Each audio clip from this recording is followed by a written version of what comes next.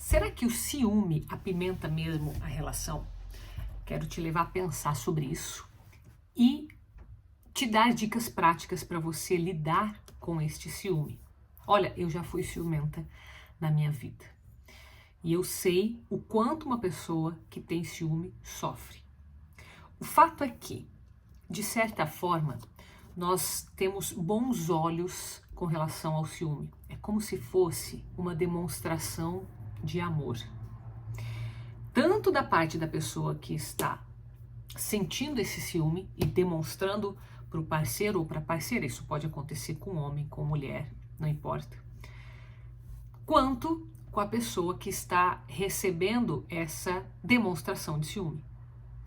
E no começo, quando você pensa em um namoro, por exemplo, né, as pessoas estão se conhecendo, estão demonstrando esse interesse uma pela outra, de fato, é um sinal visível para as duas partes de que existe esse interesse. Então, quando você demonstra o ciúme, é como se você estivesse falando para a pessoa que ela quer você só para ela. Então, essa mensagem que não é dita, mas que é demonstrada nas atitudes ou até mesmo por frases, por palavras, mas que não são diretamente relacionadas a algo que esteja sendo feito, isso tem uma mensagem inconsciente muito forte, que é a mensagem do pertencimento. Então, quando você demonstra um ciúme, ou quando você recebe uma demonstração de ciúme da outra parte, você se sente importante. Você mostra para outra pessoa que ela é importante. Então, esse sentimento de importância que dá o pertencimento para o ser humano, que é o mesmo pertencimento que o jovem busca, o adolescente busca quando escolhe os grupos, quando escolhe os amigos que vai fazer parte. É o mesmo senso de pertencimento que faz você gostar de determinado esporte ou não. É o mesmo senso de pertencimento que você sente ao realizar bem uma tarefa no seu trabalho ou não. Por quê? Porque essa convivência social exerce uma forma de proteção para a vida do ser humano. Isso é o pertencimento. Por isso que a gente gosta de se sentir importante, de se sentir amado. Não é pelo sentimento em si. É porque isso ativa algo no nosso cérebro que é instintivo da nossa sobrevivência. E aí você relaxa, você fala, bom, eu tenho alguém para cuidar de mim, eu tenho alguém que se importa comigo, que está demonstrando isso, e portanto é bom que eu fique com essa pessoa. Vamos entender esse paralelo, tá? Eu coloquei aqui para você uma situação de namoro, de alguém que está conhecendo outra pessoa.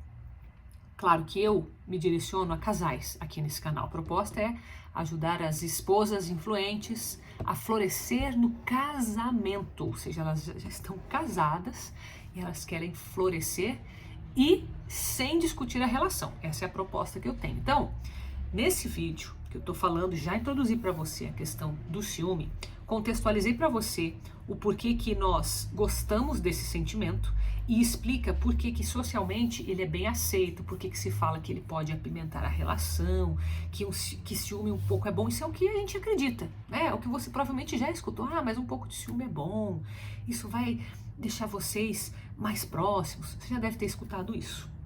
Mas eu quero colocar um contexto para você que é mais ligado a longo prazo. Então, como eu falo com casais, estou falando casamento para a vida inteira. Então, eu estou olhando para esse longo prazo. E eu quero entender o que de fato isso significa. E mais do que isso, te ensinar como que você vai lidar com isso, com esse sentimento de ciúme, tá? Agora que a gente já fez essa introdução, então vamos lá. O que de fato existe num longo prazo quando a gente olha para o ciúme? E os malefícios, eu diria que são maiores do que os benefícios.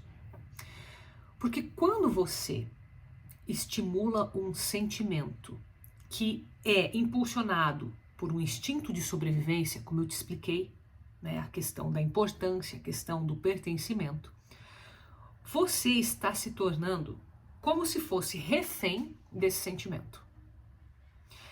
Nós sabemos, a ciência já sabe isso com muita clareza hoje, que o processo de decisão do ser humano, ele pode ser tomado tanto pela razão quanto pela emoção, e em vários aspectos nós utilizamos a razão e a emoção, a gente usa dos dois, a gente não consegue isolar só razão, só emoção. Por mais racional que uma pessoa seja, por mais que ela busque a razão, ela não consegue isolar 100% isso, da mesma forma que não consegue isolar 100% a emoção. Então os dois trabalham juntos.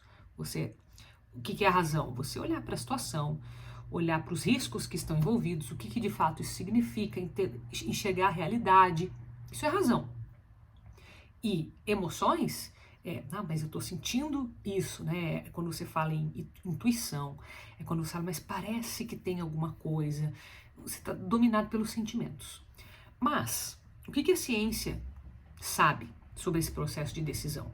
Que apesar de o ser humano usar razão e emoção, no final das contas, quem decide é a emoção.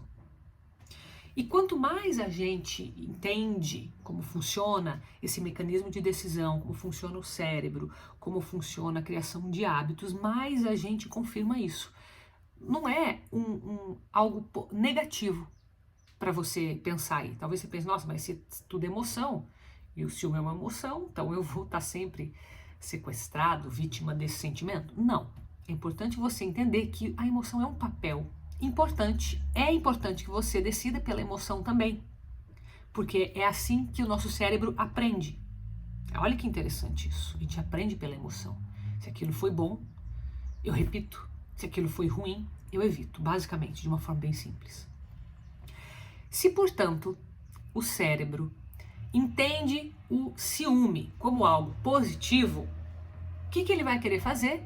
Repetir aquilo. Ou seja, se o ciúme, num primeiro momento, me causa mais atenção, me causa alguma confirmação de amor, ou pelo menos eu percebo isso, se eu trago algum tipo de aproximação, entende? A conexão através do ciúme, esse ciúme tende a se repetir. E por isso, a primeira impressão é de que esse ciúme é positivo.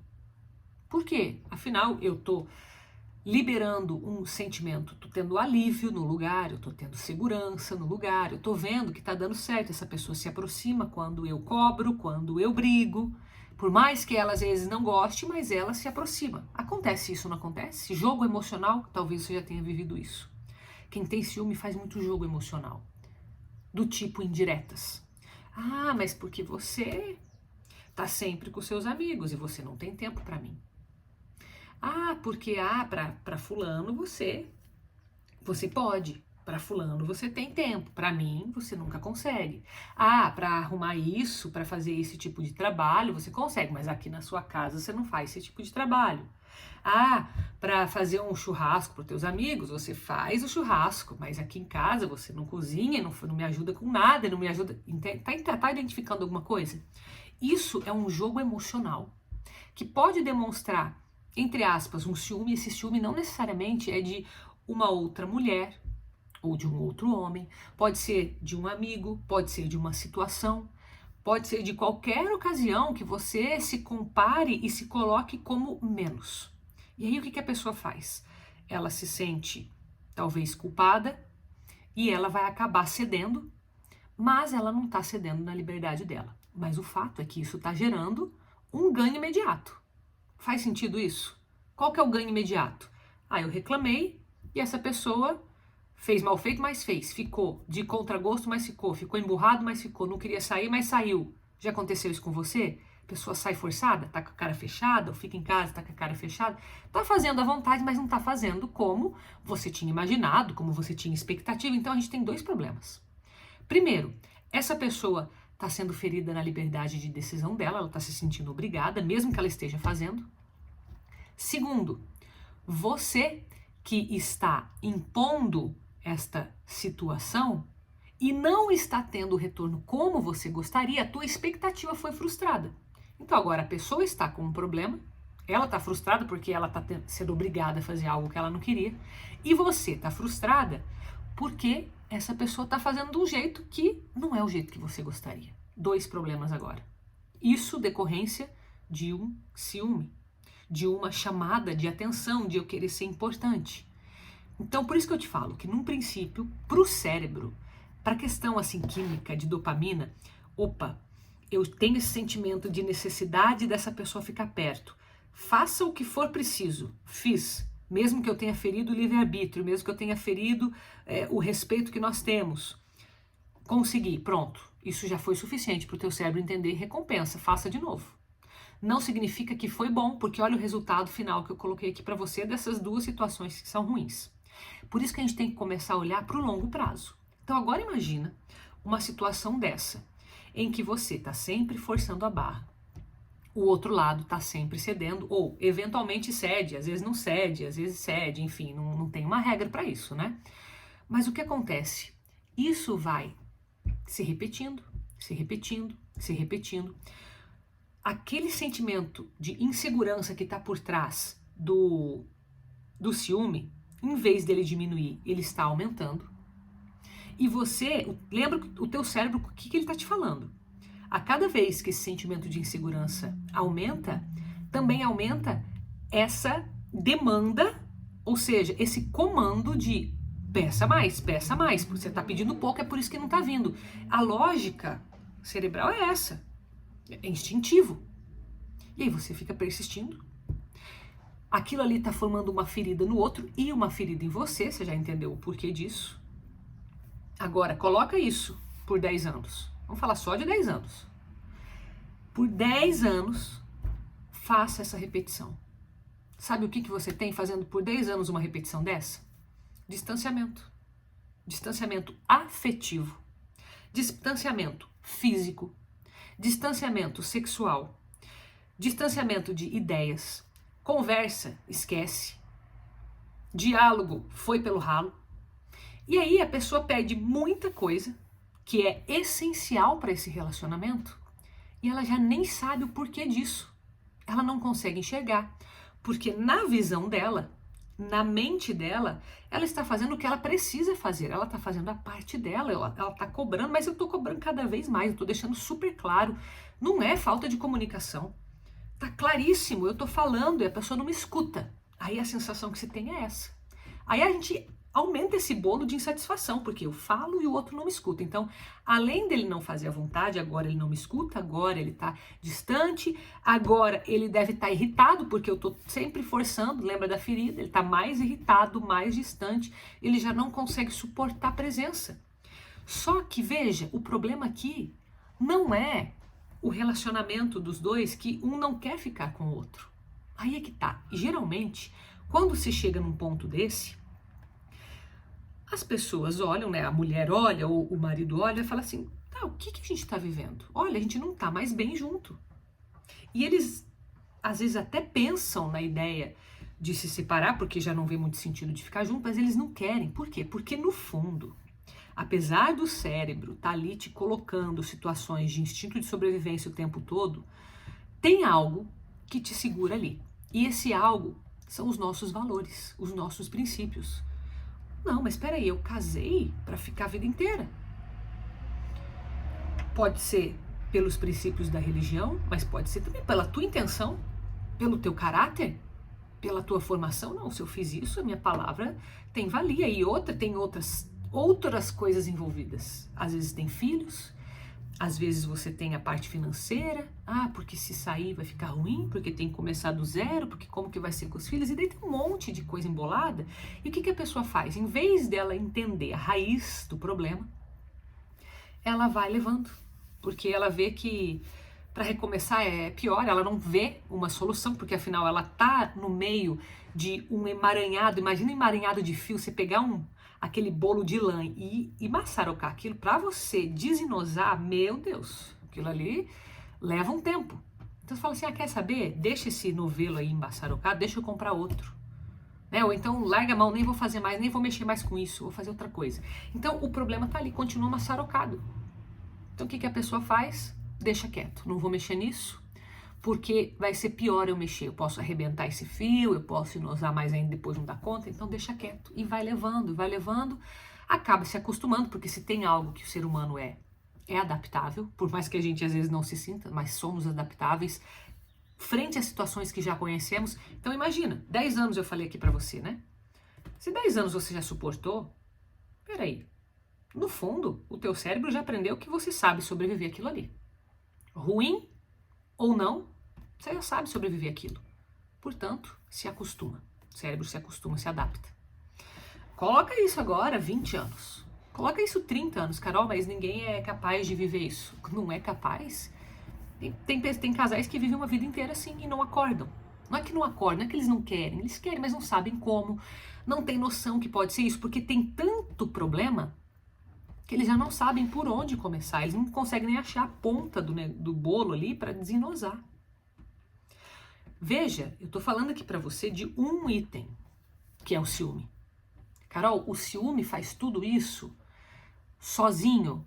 Geralmente tem mais de um problema junto, né? Porque por trás de um ciúme tem uma baixa autoestima, tem uma insegurança. Então a pessoa, ela não se conhece direito. Por ela não se conhecer, ela não sabe o que ela faz bem, o que ela não faz, aí ela tem um problema de autoestima, não se ama. Se ela não se ama, ela não consegue amar o outro. E como consequência, ela se sente totalmente insegura. Então, autoconfiança zero. E se você não tem esses 3 itens, é impossível ter autocontrole. Então, como que você vai ter algum controle em cima de sentimentos? Então, veja, pode ser só o ciúme, a menos que ele seja doentio, dificilmente ser só o ciúme. Mas eu tô te dando aqui uma razão, que é o ciúme. Mas, Carol, se eu trabalhar só o ciúme, será que vai resolver tudo? Provavelmente não vai resolver tudo, mas eu te garanto que vai começar a desenosar isso tudo. Porque assim, você começa a falar assim, eu entendo se eu sou uma pessoa ciumenta. Isso é autoconhecimento. Opa, eu sou uma pessoa ciumenta. Meu Deus, e agora? O que eu vou fazer? Preciso de ajuda. Pronto, você já acordou. Acordou para o ciúme. Daqui a pouco, nessa busca de melhorar o ciúme, você vai melhorar outra coisa em você. Melhorou tua autoconfiança, melhorou tua autoestima. Ixi, daí já desenrola um monte daquilo lá. Você já tentou desembaralhar, desmaçarocar um fone de ouvido? Hoje já não tem mais tanto fio, né? Mas aqueles, né, que você conecta, se você vai ali com calma, você consegue. Às vezes uma correntinha, alguma coisa que tem aí, você consegue. Tem que ter o quê? Paciência, tem que fazer do jeito certo. Chega uma hora que ele vai se desenosar, se você começar, se você achar aquela ponta. Então eu tô te dando um item, que é o ciúme. E por que eu comecei por esse item? Primeiro que foi um pedido de vocês. Recebi um pedido de um marido, olha que interessante. Um marido dizendo, Carol, minha mulher é muito ciumenta. Será que você tem como fazer um vídeo desse? Falei, tá aí, legal, porque ciúme é algo que muitas mulheres vivem. Carol, só mulher vive isso? Não, homem também vive. É mais comum se ver numa mulher, porque a mulher, ela naturalmente, ela se sente mais insegura. E o homem, naturalmente, quer mais a liberdade. Então, é como se a liberdade do homem estimulasse o ciúme na mulher. Por isso que é tão comum ver mulher com ciúme. Dificilmente não tem uma mulher com ciúme. Às vezes você vê uma mulher com ciúme controlado, ou ela já foi ciumenta e ela aprendeu a lidar com aquilo e já não é mais um problema. Ou ela tem um marido que também contribui, entende essa fragilidade dela e contribui, não faz aquilo que provoca ciúme. É uma série de coisas, tá? Mas o fato é que você tratando essa questão do ciúme, você abre uma porta para vários outros caminhos que podem ser desenvolvidos, certo? E outra, bom, além de vocês pedirem, que eu escuto que vocês me trazem aqui, quando existe uma situação de ciúme, que tá ali de repente naquele começo do tipo, ainda tá gostoso de ter esse ciúme, ainda tá bom, eu quero que você acenda o alerta, olha para esse longo prazo.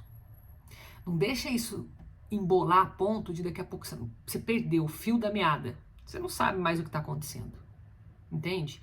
Porque isso vai causar, como você já viu aqui nesse vídeo, prejuízo para os dois lados, certo? Tá, Carol, então vamos lá. Você falou tudo isso. Se eu me identifiquei como uma pessoa ciumenta, o que eu faço? Então deixa eu te compartilhar um pouco da minha história. Eu sempre fui uma pessoa ciumenta, assim, sempre, desde que eu me lembre, por gente, quando eu tinha amigas, eu tinha ciúme de amigas, acho que só do meu irmão que eu não tinha ciúme. Não aprendi a ter ciúme do meu irmão. Pela forma, talvez, como meus pais me criaram e tal. Mas tem gente que eu conheço que tem ciúme de irmão, né? Que tem ciúme da mãe, que tem ciúme do pai. Diz a minha mãe que quando o meu irmão nasceu, que eu tinha 1 ano de idade, eu fiquei 1 semana sem falar com ela. Claro que eu não lembro disso, coitada. Mas talvez já fosse alguma coisa no meu inconsciente desse ciúme. Ai, será que... eu nunca tive ciúme de forma que eu lembre do meu irmão, da minha mãe, mas olha lá, isso, alguma coisa se manifestou com 1 ano de idade, 1 ano e meio de idade que eu tinha quando ele nasceu. Eu lembro que eu tinha ciúme de amiga, eu tinha ciúme de namorado, eu tinha ciúme do marido que eu tenho hoje, enfim, várias situações. Então eu entendi assim, eu sou uma pessoa ciumenta, só que para eu enxergar isso foram anos, porque eu achava o quê? Que sempre existia um motivo, tá? Porque geralmente a pessoa que é ciumenta, o que ela faz? Ela olha para aquela situação, ela é a vítima ali. Ela não entende que o problema pode ser dela, ela acha que o problema é do outro. Ah, mas é porque o fulano falou aquilo, é porque ele faz isso, é porque olha como que ele me trata. A pessoa não se admite ciumenta porque é um problema dela. Ela acha que ela é coitadinha, entende? Isso acontecia comigo. E foram passando-se anos, e graças a Deus, Deus nos ensina, né, através de muitos caminhos, e ele foi me mostrando, e eu fui crescendo, e fui entendendo, e eu tive um momento da minha vida em que esse ciúme, ele era muito prejudicial para mim, para o meu relacionamento, um momento em que eu vivi um namoro, né? Foi num namoro, não foi no casamento que eu estou. E esse ciúme, ele de alguma forma alimentava o ego do meu namorado. E eu sentia que cada vez que eu explodia, e eram explosões cada vez maiores, assim, explosões que eu hoje, quando eu lembro, eu tenho vergonha disso. Claro que eu já passei por um processo de perdão de mim mesmo com isso. Porque a gente tem coisas que a gente faz que você fala assim, nossa, como que eu pude agir desse jeito, né? Infantilidade. Né? Claro que eu era bem mais imatura, era nova, mas enfim, eu tinha esses comportamentos que eram explosivos por causa do ciúme. Só que ele tinha uma personalidade que é como se ele precisasse disso. Então, era um vício emocional. Existe o ciúme que é de um lado só, né? Ou seja, a pessoa tem aquele problema, tem o ciúme e ela precisa lidar com isso sozinha. Mas tem aquele ciúme em que, quando explode, afeta o outro de uma forma que alimenta, como se fosse um efeito de uma droga. A pessoa, ela é cobrada e aquilo gera uma dopamina nela, ela se sente muito importante e ela quer mais. E era assim. E eu demorei, lógico, para perceber que aquilo ali era doentio. Mas teve um momento que parece que uma luz de Deus veio na minha mente e que parece que abriu os meus olhos de uma forma que eu enxerguei e falei, olha o que eu estou vivendo.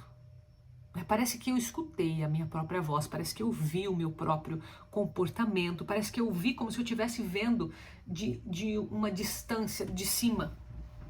E eu falei assim, não é isso, tá errado isso.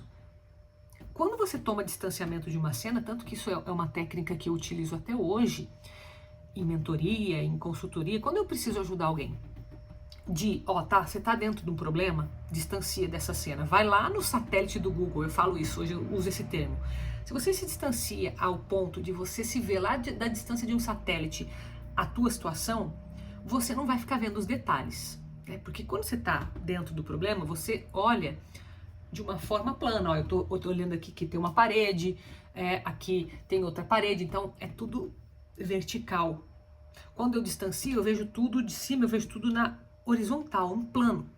Então você vê que não tem a parede é uma linha agora, né? Aí você vê as saídas que tem por ali.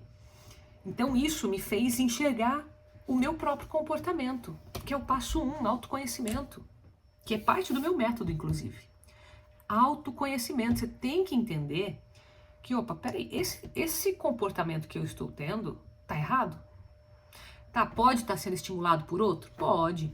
Pode ter algum gatilho no ambiente, na forma como a pessoa fala? Claro que pode. Mas se você ficar presa a esses pontos, de fato você vai se tornar uma vítima. O que você vai fazer frente a tanta coisa fazendo pressão? Agora, se eu mudo essa visão e falo, eu estou me comportando de um jeito que para mim é inadmissível, eu não quero mais me comportar assim. Então deixa eu mudar esse comportamento. E se eu precisar mudar alguma coisa ao redor, ótimo, ótimo. Que bom que quando eu percebi isso, eu estava num namoro e não num casamento. Se eu tivesse me casado com esta pessoa, Eu não sei, Deus, ele faz maravilhas na nossa vida e ele teria me feito uma maravilha de qualquer jeito, isso eu tenho certeza. Mas talvez por um caminho mais difícil que eu mesmo teria plantado.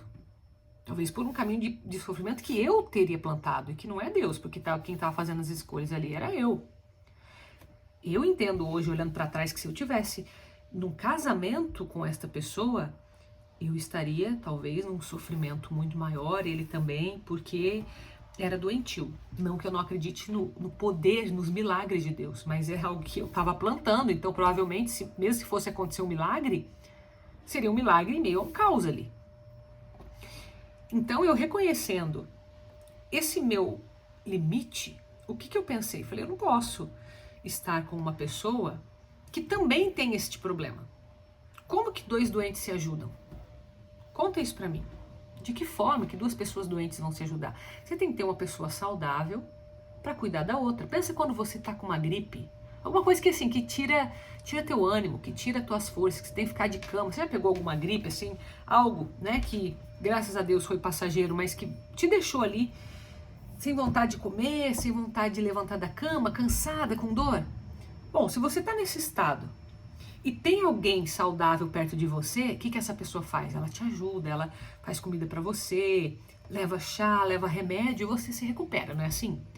Agora, se essa única pessoa que estava saudável também ficar doente junto com você, vai ou não vai ser mais difícil de uma ajudar a outra?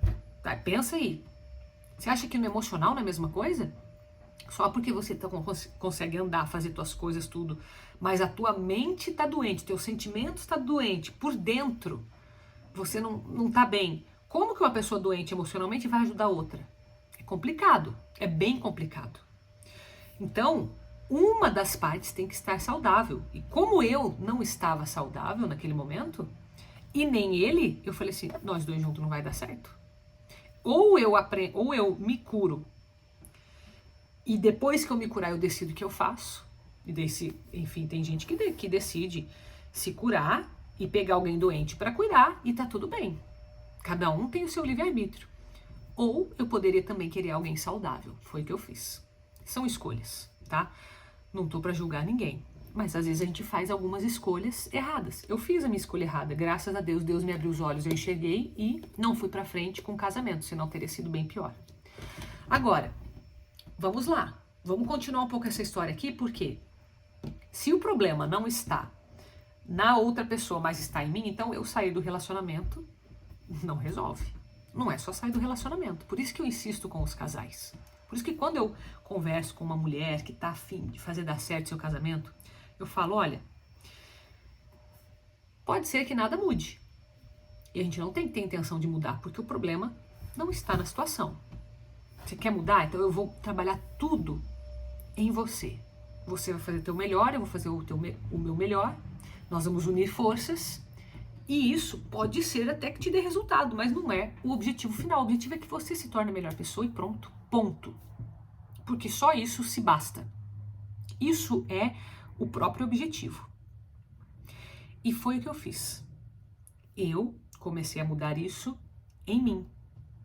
Comecei a partir daquela visão de autoconhecimento que eu tive, de entender que esse era o meu problema, comecei a trabalhar isso de diversas formas, buscando ajuda profissional, com livros, com cursos, com dia a dia, com tudo que você imaginar.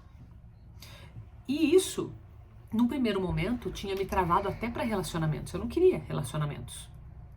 Mas quando eu conheci meu marido, que eu estava bem fechada, ele era uma pessoa resolvida nesse assunto. Se ele não tivesse aparecido do jeito que ele apareceu, uma pessoa resolvida, uma pessoa com o emocional trabalhado, provavelmente eu não teria me aproximado dele, porque eu já tinha aprendido pela minha experiência anterior que seria melhor eu ficar sozinha do que eu me relacionar com alguém assim. E como eu não tinha ainda a visão de alguém que pudesse ser melhor, eu estava me isolando e muita gente passa por isso. Mas pelo fato dele estar bem emocionalmente, eu acabei me conectando com ele. E o que aconteceu? Como ele era bem resolvido com isso, ele nunca ativou em mim um gatilho que me trouxesse motivos para ter ciúme. Só que como eu ainda não estava 100% curada, eu arranjava situações, pessoas que me atraíssem esse ciúme. Porque o problema, lembra, não tá no outro, tá em você. Ou seja, você pode ter uma pessoa problemática do teu lado, ou você pode ter uma pessoa 100% resolvida e o problema continuar existindo. Só que qual que era a diferença? Como ele estava bem, saudável, como a pessoa que um está doente e outro está cuidando, quando ele percebia isso, ele me ajudava. Então, ele vê este problema em mim, não me acusa, mas também não provoca mais. Ah, isso aqui não é legal, então eu vou te ajudar com isso. E ele foi ajudando e eu fui aceitando e a gente foi um se apoiando no outro até que daqui a pouco Isso foram anos, não foi de uma hora para outra.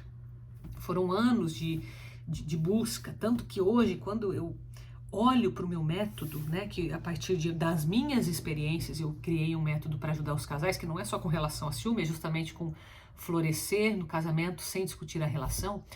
Eu olho para trás, eu vejo o caminho que eu percorri, né? E se eu posso compartilhar esse caminho com as pessoas, porque eu tive que ir indo na base do erro e acerto, isso leva tempo, por isso que eu demorei tanto tempo. Eu estava descobrindo esse método. Quando você já sabe o que fazer, se a pessoa sabe o que fazer e faz, pronto, a mesma coisa que você não saber nada de um bolo, e você fala assim, o que eu coloco no bolo?